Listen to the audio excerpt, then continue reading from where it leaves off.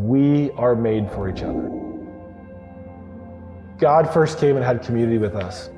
When he created us, he walked with us in the garden, and he had a relationship with us. When Christ came down, he had community with us. He walked with us, he ate with us, he celebrated with us, he went to parties with us. We were made for community. We were made for each other. I think communities grow, number one, is by understanding that which is holding them back. And so in a lot of ways, education is an issue in Haiti.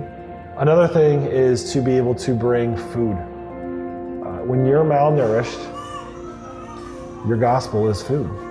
That's how you view everything, because it consumes you. There are basic needs that we all have, and when they're not met, you cannot think about anything else. As we talk about growing communities, I want you to picture a tree. What we believe is a lot of the communities that we work in, they're at the infancy stage. And so they've been planted, God has anointed them to be a community, but they're still at that very vulnerable state. And so what we do is we come and we tend that tree.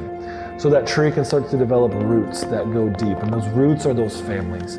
And so when you go to try to pull it out of the ground now, it's not just gonna pop out of the ground. And because those roots are stronger, it's getting more nutrients, it's getting more water, it's getting more from the soil. And so pretty soon that trunk starts to get a little bit bigger, and it starts to get a little bit more round, it starts to get a little more strong, and pretty soon branches are sprouting off of those. And those branches and those tree trunks that are growing up are the systems within the community. So think about your schools, think about your hospitals, think about your different civic organizations that are present to make a strong community. Those are the systems that then now are growing and are even stronger because we have the leadership there. And then pretty soon they start to grow out, and then there's little buds that start to get on the end, and those buds are either fruit buds and they bear food, or they're little leaves that start to sprout. And those are the transformed people that now they're not taking from the ground, they're actually bringing stuff into the plant. They're out there getting the sun, and they're bringing it in. They're the fruit that people now can eat. They have that potential to give to something else instead of just taking from the ground. We as many hands are like, we need to tend this tree so it gets big, because once a tree is big, it takes a lot to make that tree go away. It now produces fruit year after year.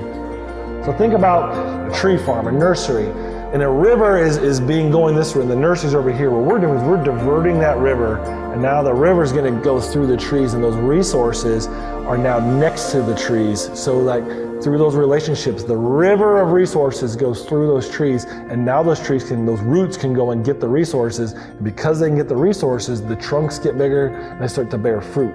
And so we divert the river to have the relationships to get to the trees so they can grow. Community comes before us, community comes after us. And that community that we can build will outlive us.